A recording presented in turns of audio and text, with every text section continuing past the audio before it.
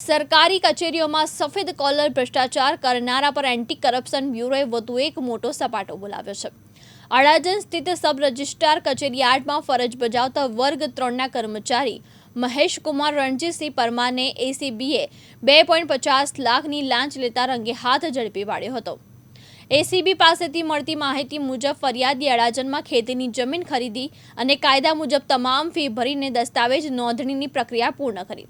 દસ્તાવેજોમાં કાયદેસરનો કોઈ વાંધો ન હોવા છતાં સબ રજિસ્ટ્રાર કચેરીના કર્મચારી ઓર્ડર પસાર કરવાના બદલામાં ફરિયાદી પાસે 3 લાખની લાંચની માંગણી કરી। આરોપીનો માસિક પગાર 80,000 હોવા છતાં એક જ કામ માટે તેના પગારના 3 ગણાથી વધુ રકમની લાંચ માંગી હતી। રકજકના અંતે 2.50 લાખમાં સમાધાન થયું। લાંચ આપવા ન માંગતા ફરિયાદીએ એસીબીનો સંપર્ક કરતા પીઆઈ આર.કે. સોલંકી સુરત ગ્રામ્ય એસીબીની ટીમે છટકું ગોઠવ્યું। તારીખ 4 ઓક્ટોબર 2025ના રોજ મહેશ પરમાર ફરિયાદી પાસેથી તેની ઓફિસમાં જ 2.50 લાખની રોકડ લાંચ સ્વીકારતા એસીબીના હાથે ઝડપાઈ ગયો હતો। આરોપી મહેશ પરમાર વિરુદ્ધ ગુનો નોંધીને એસીબીએ આગામી તપાસની દિશા સ્પષ્ટ કરી દીધી છે। 5 ઓક્ટોબર 2025ના રોજ કોર્ટ સમક્ષ રજૂ કરીને રિમાન્ડની માંગણી કરવામાં આવશે। આ રિમાન્ડ દરમિયાન એસીબી મુખ્યત્વે આરોપીની નાણાકીય પ્રવૃત્તિ પર ધ્યાન કેન્દ્રિત કરશે। હજારના પગાર પર કરેલા મહેશ પરમારે 27 વર્ષની નોકરી દરમિયાન કેટલી સ્થાવર અને જંગમ મિલકતો વસાવી છે તેની વિગતવાર તપાસ કરવામાં આવશે। લાંચની રકમ અને અન્ય ગેરકાયદેસર વ્યવહારોના પુરાવા મેળવવા માટે તેના ઘર અને ઓફિસમાં સર્ચ ઓપરેશન હાથ ધરવામાં આવશે। અગાઉ કેટલા લોકો પાસેથી અને કેટલી રકમની લાંચ માંગી છે તે અંગે પુરાવા અને માહિતી એકત્ર કરીને લાંચના ધંધાના મૂળ સુધી પહોંચવાનો પ્રયાસ કરાશે।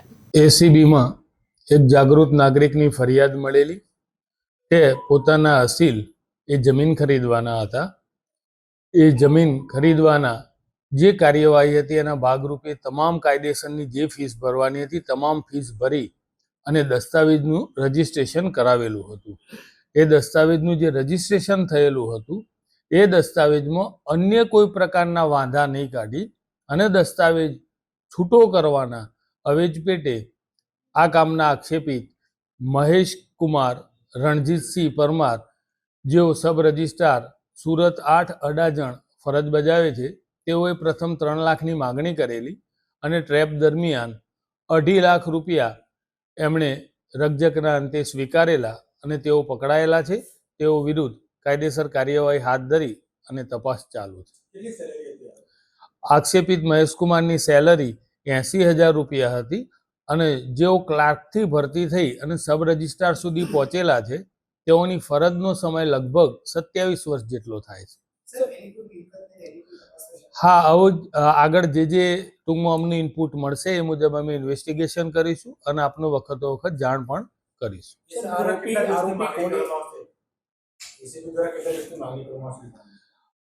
આજે 4 દિવસની એના રિમાન્ડની અમે માગણી પણ કરીશું।